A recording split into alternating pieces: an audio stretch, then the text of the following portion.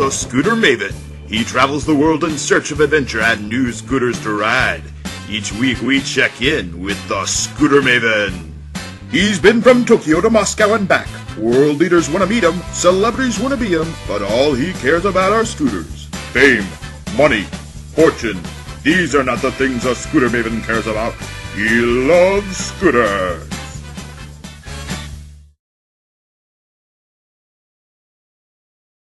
Hi. Hello, good morning. Welcome back. I'm actually getting ready to go to the airport in about 5 hours. I got a trip to Milan, to the EICMA Show, the largest motorcycle show in the world, in el mundo del motociclismo. I just had my breakfast. Of course, the scooter maven eats honey nut scooters for breakfast. And we're going to give a great speech this year. I've been invited to give a small short speech at a little symposium about what's going on in the U.S. market at the American interest section.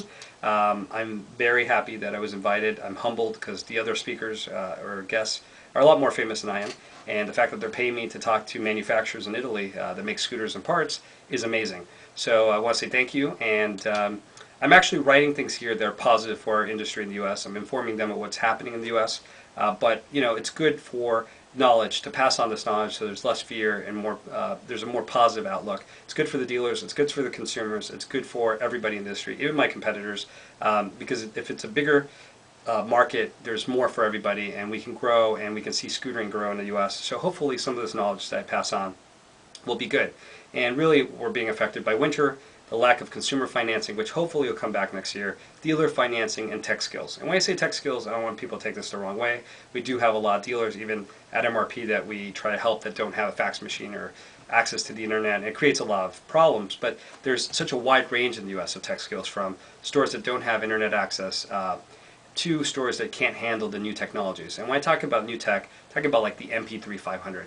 It's such a complicated bike that even I have. I met one of the creators of it, one of the head engineers in April, and I had trouble following some of the stuff that he was doing on there. So if you can buy an extended warranty for a Silverwing or an MP3 or a BV500, make sure you do, because they're very complicated bikes, and it's amazing the different level of training between one Vespa dealership and another Vespa dealership, and even one Honda dealer and another Honda dealer. You don't know that, you know, there's dealers there that I talk to on a daily basis that sometimes put in a piston in backwards or don't know how to order a tire. So if you're in a small town and your Vespa store closes, it's going to be very difficult to get, you know, that training, that tech skill for that MP3 500. So that's one of the things I'm going to address, and I don't want to scare anybody, but it's an issue that we face internally, because a lot of brands right now are setting up any lawnmower shop as a dealer, and there's a big difference once you pass that 100 to 150cc mark in the amount of training that's necessary and skills. But there's some good signs. A lot of Chinese companies have left the market that they were volume distributors. I'm actually taking notes here. I got 10 hours to write this speech.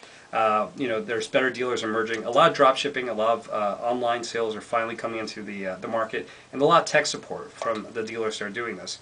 And Americans, for the first time, are using scooters as their main transportation in the U.S. It's not a toy. I still hear about Malagudis I sold 6 years ago that have 200 miles on them. Vespas that, you know, brand new Vespa, you know, 250s that only have a couple hundred miles on them. They sit in the garage. Those are toys.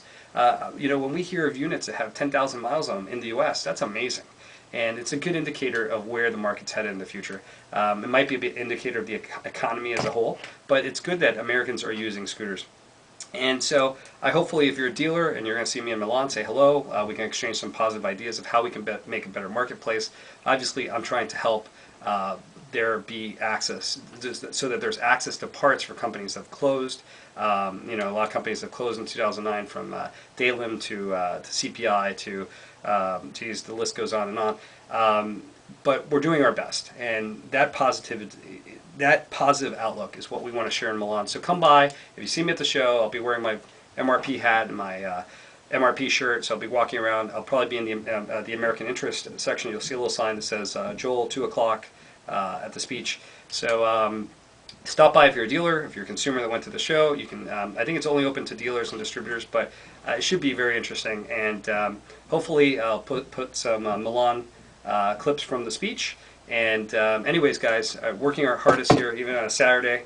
I got 10 hours to finish the speech, and I'm not going to bore you with the details, but there's a lot going on in the U.S. market, so it's going to be a very, very hopeful 2010, and I hope you guys have a great weekend, all right? See you in Milan.